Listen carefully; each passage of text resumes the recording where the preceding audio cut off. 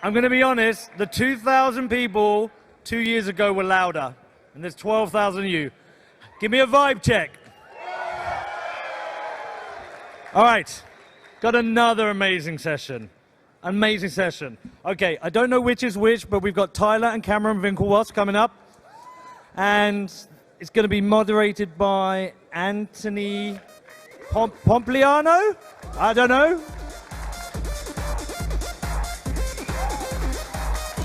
All right. Well, I don't think we know who's who either, so we'll have to ask the audience. All right, as we get started, let's just start with a show of hands. How many people were here in 2013 at the Bitcoin conference? All right, how many people were here in 2015? All right, how many people were here in 2019? Woo. How many people were here in 2020? Oh, just kidding. All right. So, Cameron and Tyler, you guys were some of the earliest investors in Bitcoin. And I've publicly said it before, I think that you guys are going to end up being some of the best investors in the world. And the reason being that you had such deep conviction to go and put a sizable amount of money, right? Most people who found Bitcoin, they either didn't have a lot of capital or they didn't have the ability to go and buy millions of dollars of Bitcoin. Why have you guys held on this entire time? There's been volatility, all this stuff. Like, what has kept you guys so convicted since the very early days until today? So we still think it's really early. We think Bitcoin's gold 2.0. It will disrupt gold, so its market cap has to be 10 trillion or more because that's the market cap of gold. So Bitcoin's hovering around 1 trillion now. We still think it's a 10, at least conservatively a 10x from here. So even at 35,000, it feels like a really good buying opportunity long term, because we think at a $10 trillion market cap, we think one Bitcoin will be worth $500,000. And we think that could happen inside this decade, definitely the next 5 years. So we're hodlers at least until $500,000. And then at that point, you won't even have to sell because you can borrow off it or whatever. Right. Yeah, the thesis hasn't really played out yet. We're like 1/12 of the way there. And when we wrote that, that thought piece in August, Bitcoin was at 13,000. It hit, I think, 64. That was this August. This August, you know. So the story's really just playing out. It's just getting started. And when we came to, so we keynoted Bitcoin 2013. The price of Bitcoin was $130. I think the market cap was under 3 billion. 3 billion market cap. That's like a small, you know, shitcoin today. Yeah.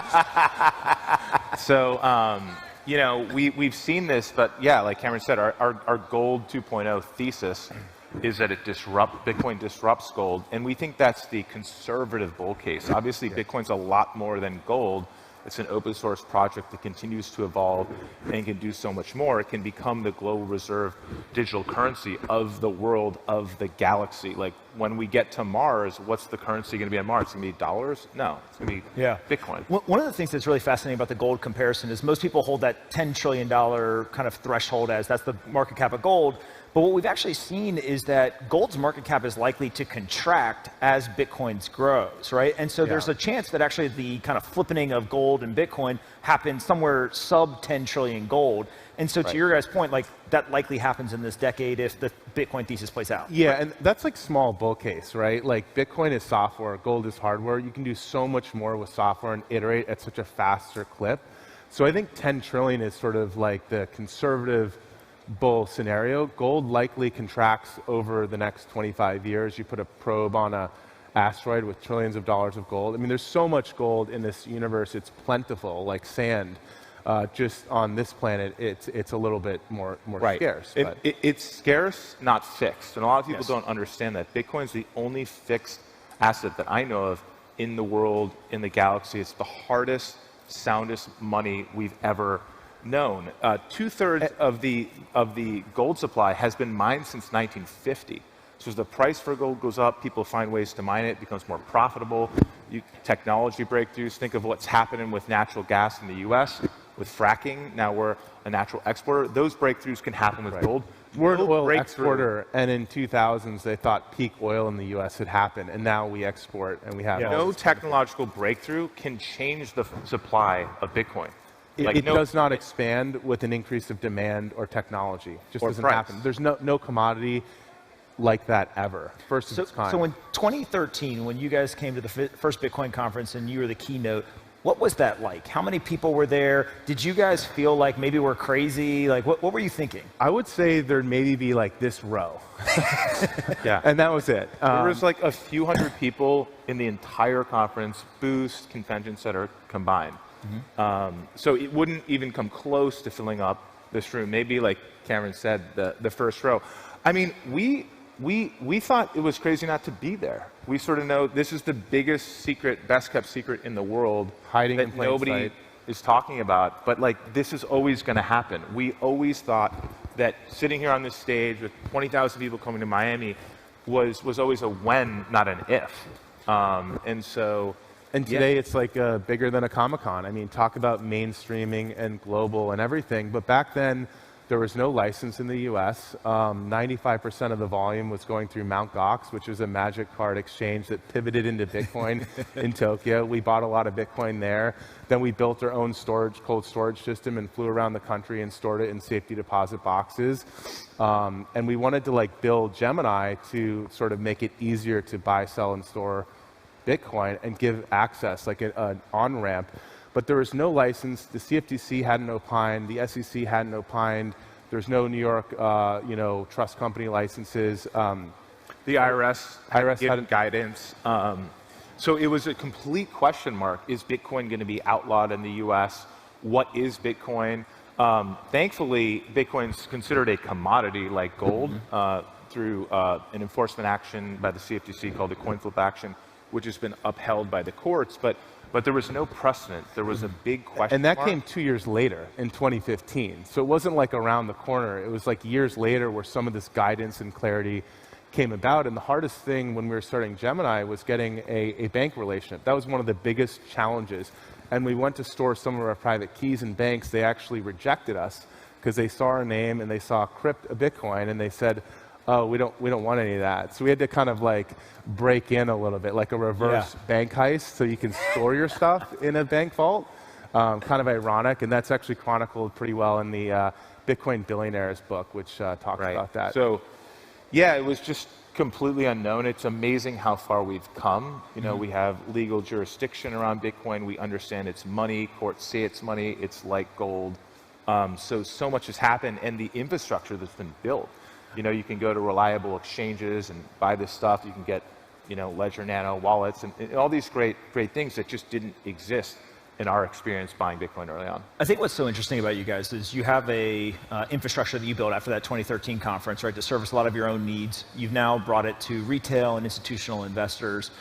Talk a little bit about, over the last year or so, there's obviously been incredible kind of macroeconomic chaos, uncertainty, and manipulation.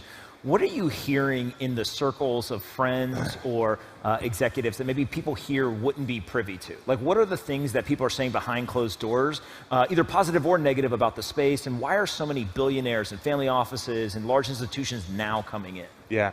So the biggest skeptics in the world, dyed-in-the-wool Wall Streeters, all came running back to Bitcoin during the pandemic when the markets melted for about that week, and then people kind of got above water. People saw what was happening with the US dollar.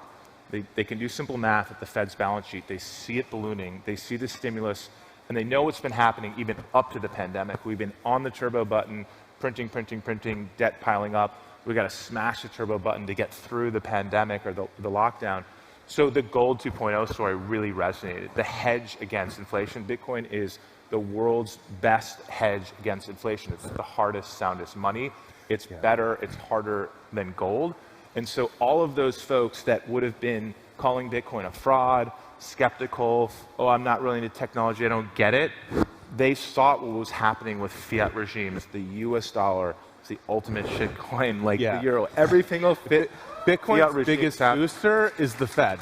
Yeah. Okay. Do you want to show your shirt? Yep. Let's rage against the machine. Right? So Bitcoin's been having $1 trillion advertisements. You know, the Fed is the biggest champion, and so Is Bitcoin the only free market left?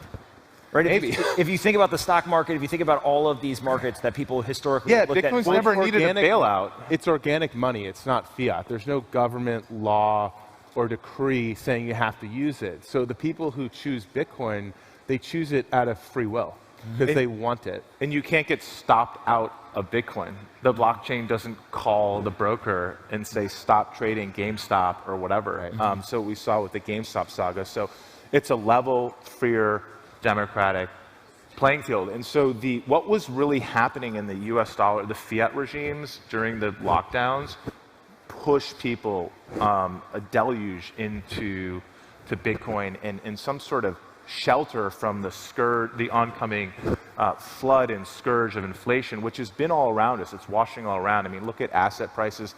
People who measure CPI, the price of a bar of soap, like, that's such BS. Like, it's been here for a long time, and it's only coming worse. And CPI isn't really a great measure of inflation. Well, my whole thing has always been the Federal Reserve and other people in the macro economy will literally talk about the official CPI, and then they'll reference an unofficial number. Yeah, right. It's like, wait a second. It's like as your public position and then your private position. As the stock market rips during a lockdown, as real estate prices continue to break records.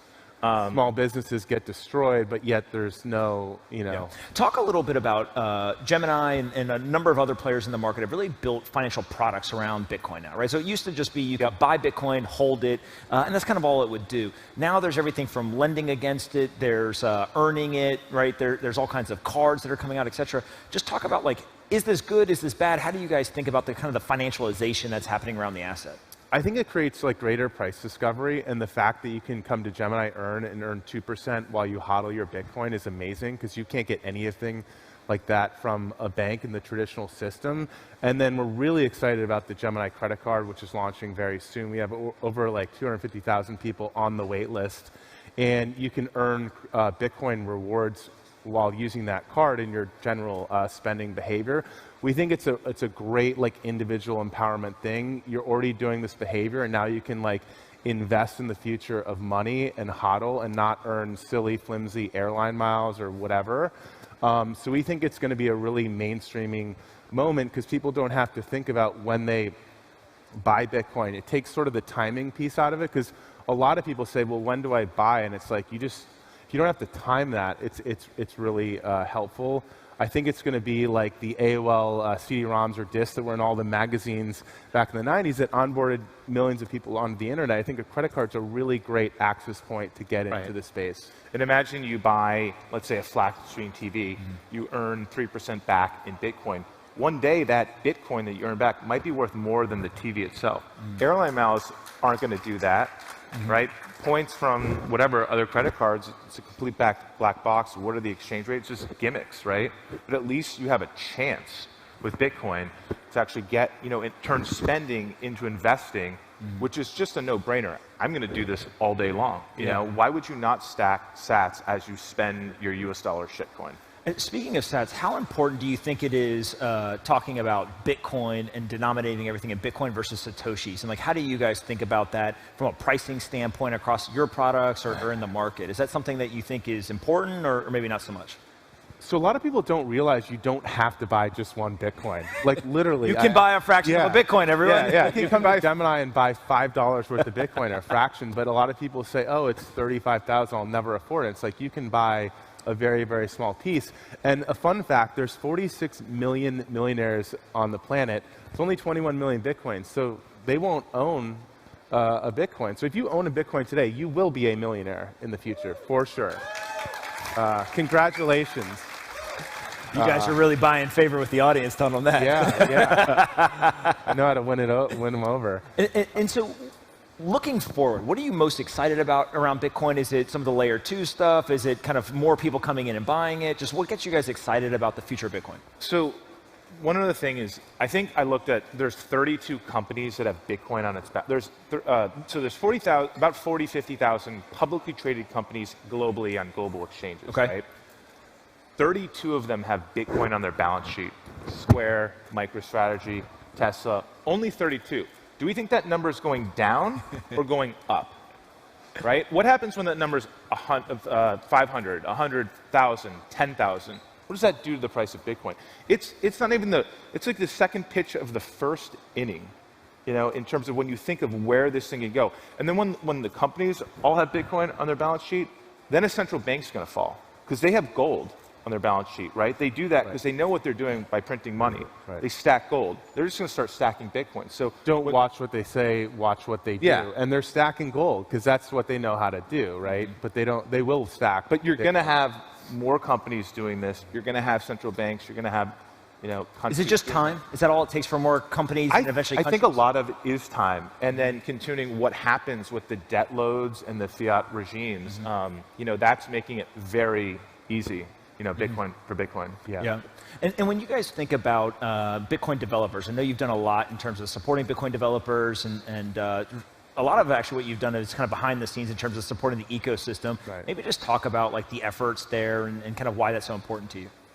So yeah, without Bitcoin core development, we don't get anywhere, right? If we don't secure the network, we don't scale it, we don't make it more sustainable, then it doesn't matter what we do. So it's very important to support and give back. We started the Gemini Opportunity Fund to support those efforts, and we're really excited about that. And I think we've sponsored now 3 core devs, and we just started it last fall. We were on Peter McCormick's podcast. He sort of did Peter strong-arm you? He kind of guilted us to do a little bit, but he was absolutely right. Imagine what happens when you come on the best podcast rather than the second best. Yeah. It's going to be expensive. You start paying us, right? But no, it's great. We're very, very thankful for Peter to have done that because it's great to give back. And we've given, I think, 1.5 million. We've committed to date to that. So got it. And we'll keep going. And then before we go to finish up, maybe talk a little bit about the Gemini platform itself. Kind of what are you seeing over 2021 in terms of users? What products are they really kind of flocking to? Are there certain things that they're interested in? Just like what are you guys actually seeing happen on the platform? Because it feels like the conversation has really gravitated towards the institutions, Elon Musk tweeting and kind of all that. But what is the retail user still doing? Well, this has always been a retail-driven phenomenon from day one. Banks don't know how to get their head around it. Their compliance office okay with it. So like Wall Street's still not even there really, but it's really been a movement of the people. It's all about the individual and empowering the individual. And that's why we started Gemini, to build simple, safe, reliable products to empower people to get into crypto. Right. And it still is an individual movement. It's everybody in this room. It's not like a nameless organization or faceless organization. It's really all of you. Right. So we've seen that in just the new baseline, the level of support for Bitcoin, the understanding, the people in it. It's incredible. I mean, 2017 was an interesting year. It was kind of exciting. This is an order of magnitude bigger, more substantial. And even if there's a correction or another crypto winter or whatever, because things can get overexcited, like it's just going to be a completely different market and baseline. So we're really excited, and that's going to happen again into the next halvening. And the US dollar is going to keep getting printed at the same time. Right. So, we think it's super early days. We've never been more bullish. And like we said, like we think there's at least a 10x from here in terms of price appreciation for Bitcoin, and very likely much more. Yeah. For those that are in the audience, what can they do to kind of further the Bitcoin mission or kind of this movement of global adoption? Are there specific things that you guys suggest to people that they can do themselves? I think continuing to tell our story, right, around Bitcoin being a freedom fighter and the most powerful thing for personal freedom since like the personal computer and the internet and the printing press. It's really amazing. And I think we just need to keep telling that story and fighting the FUD. And I think Bitcoin could be the impetus for a huge renaissance in renewables. And it really, we need to tell that story more. And so I think that's really important. Right. Totally. I mean, we could be on typewriters. It's more green than smartphones, but like we understand the value there, how important it is to our freedom, like the printing press, the personal computer, the early open internet. So this is super important and meaningful stuff. All right, I got one question left. You guys don't know I'm going to ask this, but you guys got a lot of Bitcoin. Do you still like stack sats and dollar cost average, or like now we're good? Well, we're going to use the Gemini credit card instead. we're not dummies. You can never have enough Bitcoin. We wish we bought earlier. We wish we bought more. Everybody says that no matter how much you have. So, and we'll look back on today like it was so early. I wish I bought at 35,000 or whatever. So it's super early days. It's maybe like the late 90s of the internet, but now you can own a piece of the internet. You don't have to pick the racehorse necessarily. Yeah. So just own a piece of Bitcoin, and it's going to work out. Awesome. Cameron and Tyler Winklevoss, everyone. Thank you. Thanks for having us. Whatever. We go.